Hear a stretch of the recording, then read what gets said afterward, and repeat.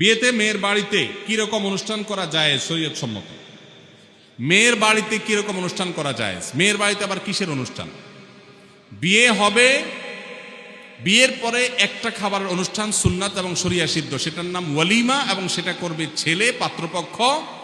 তারা একজনের আস্ত একটা মেয়ে জন্মের পর থেকে শত শত দিন, হাজারো দিন পরিশ্রম করে বড় করে এই মেয়েকে পরিণত করে দিয়েছেন, শিক্ষিত করে দিয়েছেন। এরপরে আস্ত একটা মেয়ে ঘরে তুলে নিয়ে আসছে আরেকজনের।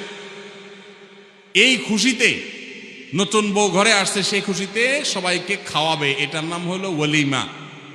আর মেয়ের বাড়িতে বরপক্ষের লোকজন দলে দলে যে দর কষাকষি করে, না আমাদের 500 লোক হবে, না তাহলে ভাই সাহেব 400 করেন, না হলে থাক আমরা মাঝামাঝি থাকি 450 করি, এই যে দর কষাকষি করে মেয়ের বাড়িতে দলে দলে যে খাওয়া হয়, যেটার নাম আমাদের সমাজে বর যাত্রী দেওয়া হয়েছে, সেটাকে আমি বলি বরযাত্রী।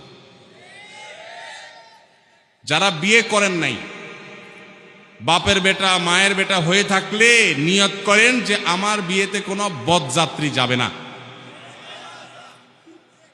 যেই বাপ মেয়েকে জন্ম দেওয়ার পর তাকে বড় করে তুলেছেন তিলে তিলে, আপনার তো বিয়ের পর শ্বশুর মশাইয়ের সামনে বসে দোজানু হয়ে বলা দরকার যে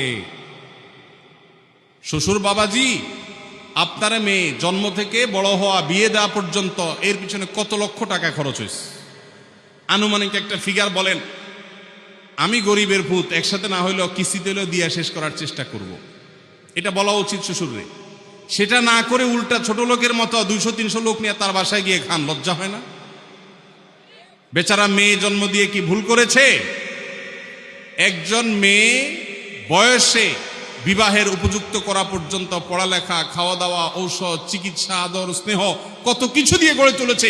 এরপর আস্ত মেয়েটাকে সারা জীবনের জন্য আপনি নিয়ে যাচ্ছেন, সারা জীবনভর শ্বশুরের এই কৃতজ্ঞতা, শাশুড়ির এই কৃতজ্ঞতার দায় আদায়